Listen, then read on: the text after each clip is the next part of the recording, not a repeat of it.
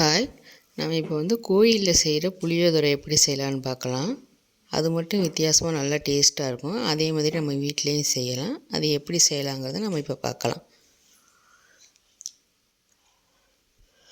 அதுக்கு நல்லா பேன் நல்லா சூடானதும் ஒரு 3 ஸ்பூன் மல்லி எடுத்திருக்கேன், வரமல்லி,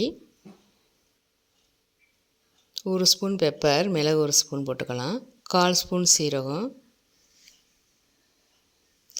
வெந்தயம் ஒரு 2 ஸ்பூன்,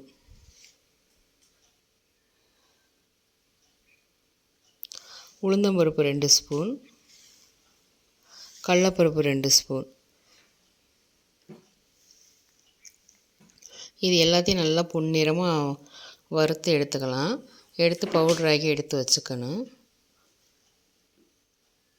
நல்லா பொன்னிறமாக வறுக்கணும். கலர் மாறும்போது தெரியும் நம்மளுக்கு வறுத்துருச்சுங்கிறது.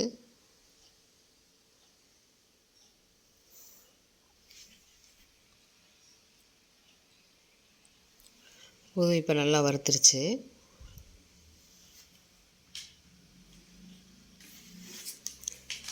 இப்போ நல்லெண்ணெய் 100 ml சேர்த்துக்கிறேன்.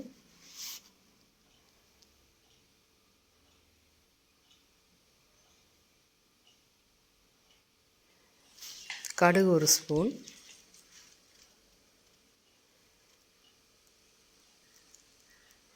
கடலைப்பருப்பு 1 ஸ்பூன், உளுந்து 1 ஸ்பூன், கருவேப்பிலை தழை 1 கொத்து. இது எல்லாமே நல்லா பொரிஞ்சு வரணும். பொன்னிறமாக பொரியிற வரைக்கும் வெயிட் பண்ணணும்.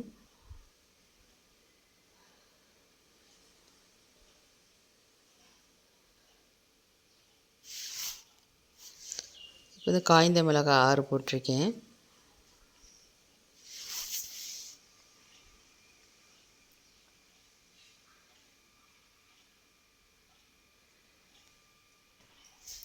இப்போ நல்லா வறுத்துருச்சு. நல்லா பொரிஞ்சு வந்ததுக்கப்புறம் நம்ம புளி கரைசல் நிறைய வடிகட்டி வச்சுருக்கோம், அதை போடுறோம். அதை ஊற்றி முடித்தோடனே இந்த வறுத்த பொருளெல்லாம் மிக்சியில் அடைச்சி பவுடராக்கி வச்சது 2 ஸ்பூன் போடணும்.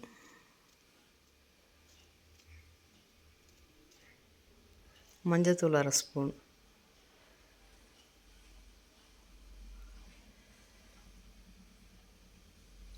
உப்பு 1 ஸ்பூன். எல்லாத்தையும் நல்லா கலந்து நல்லா கொதிக்க வைக்கணும். நல்லா கொதித்த உடனே இறக்கிறது கொஞ்சம் நேரத்துக்கு முன்னாடி 1 ஸ்பூன் நாட்டு சர்க்கரை சேர்த்துருக்கேன். பெருங்காயம் 2 ஸ்பூன் அளவு சேர்த்து எல்லாத்தையும் நல்லா கலக்கி விடணும். நல்லா வறுத்த நிலக்கடலை அது ஒரு கைப்பிடி அளவு போட்டு இறக்குறது கொஞ்சம் நேரத்துக்கு முன்னாடி நிலக்கடலை போட்டால் போதும். போட்டதுக்கப்புறம் அடுப்பை ஆஃப் பண்ணிடலாம்.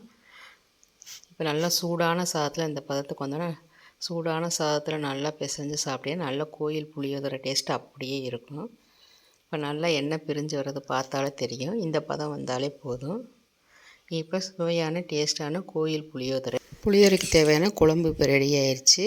இதை நம்ம ஒரு வாரம் 10 நாள் கூட வச்சு யூஸ் பண்ணிக்கலாம். சூடான சாதத்தில் பிசைஞ்சு சாப்பிட்டுக்கலாம்.